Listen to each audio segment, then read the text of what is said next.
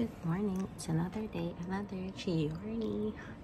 So we are out for our anniversary and nakapag-check-in na kami actually sa hotel kahapon pa.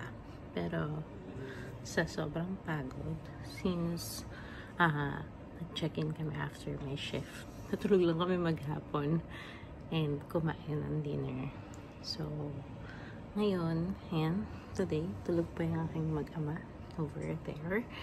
And I'll just have my breakfast. Habang hinihintay sila magising kasi hindi ko tanghali pagigising itong dalawang to. Today marks our 4th years na mag-asawa and 9 years being together. Yun ba? Tagal na. Gulat nga rin ako, gano'n na pala kami katagal. Ang dami na rin namin mga pinagdaanan. And I'm really thankful na pareho kami ng paniniwala. Na pareho kami may Diyos sa buhay namin. Kaya yung mga life decisions namin, kahit may mga arguments kami, nasa-settle siya kasi alam mo yung pareho kayo ng faith. Pareho kayo ng pinagtatanungan which is si God. Tapos kung ano yung sabihin ni Lord talaga sa amin, hindi yun na lang talaga yung gagawin namin. It really helps kasi pareho kami nagiging grounded and nagtutugma talaga yung mga desisyon namin sa buhay. Mas priority namin na sa mga big decisions talaga is yung desisyon na manggagaling kay King kasi siya yung head of the family. And I also pray talaga na yung mga life decisions niya, mga desisyon niya sa pamilya namin is manggagaling talaga kay Lord. And bibigyan talaga ako ni Lord ng yung supportive and submissive heart to do kung ano yung pagdesisyonan talaga. So far, it's good. Ang ganda lang talaga nung design ni Lord sa marriage, diba? Hindi pwedeng pareho kayong laging tama. Hindi pwedeng kanya-kanya kayo ng desisyon sa buhay. Yung design na ginawa ni Lord is matutulungan talaga kayo paano mag-isip as one, paano mag-decide as one. Kasi nga, diba, mula nung kinasal kayo, as one na talaga. So, yun, madaming mga differences, maraming talaga pinagkaiba sa ugali kaming dalawa. Pero since we understand na iisa kami kay Lord, nagtutugma yung mga bagay-bagay. Wala rin namang perfect na marriage, kaya we constantly need to ask God for guidance and wisdom. And syempre, nakakatulong din na yung may community kami na nagpapalakas ng marriage namin. And later, I will just have lunch sa labas. Dinner na rin sa labas. So, this, mamamasyal lang kami kung maghapon siguro.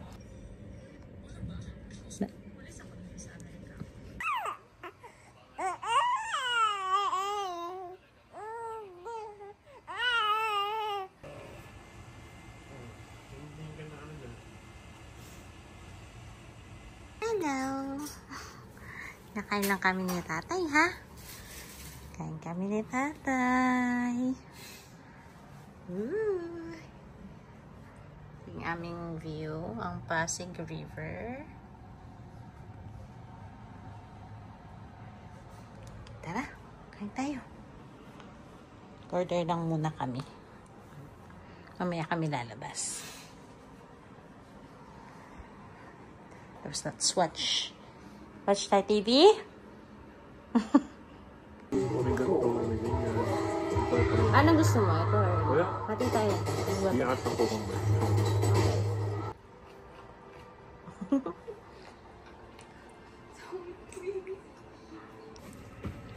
We're ready. Diba? Hello. Hello. We're ready.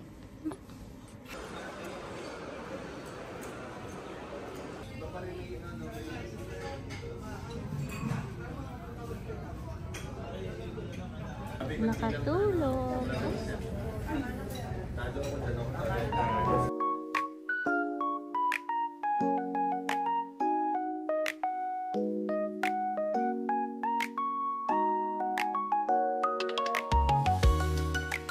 Ayan, syempre mag-a-adjust tayo sa baby. Ayan, tumahimik na siya. Gusto niya lang na included siya talaga. We got a complimentary cupcake. Thank you. Yun ang bill reveal mo.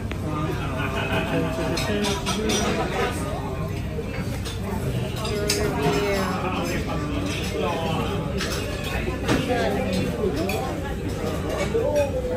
Iyak naman. Okay ka pa? Tara na. We're now here in Chujiri to have more desserts. There are more desserts na anak. Say hi.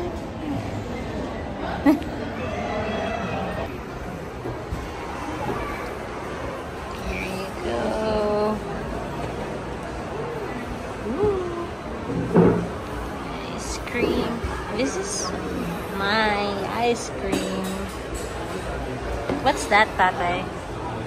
Drinking na may nasa ice cream. Okay. Cheers, everybody.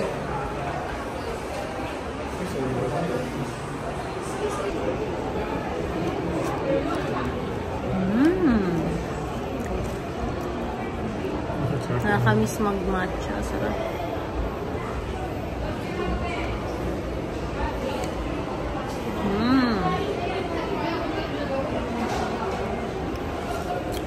Yummy!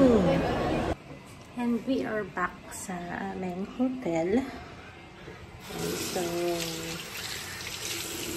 that was our anniversary celebration. And tomorrow, mag-check out na kami at uuwi. And tonight, siguro we're just gonna watch some movie and call it a night. So, salamat sa pagsama sa amin and I'll see you on the next video. Bye-bye!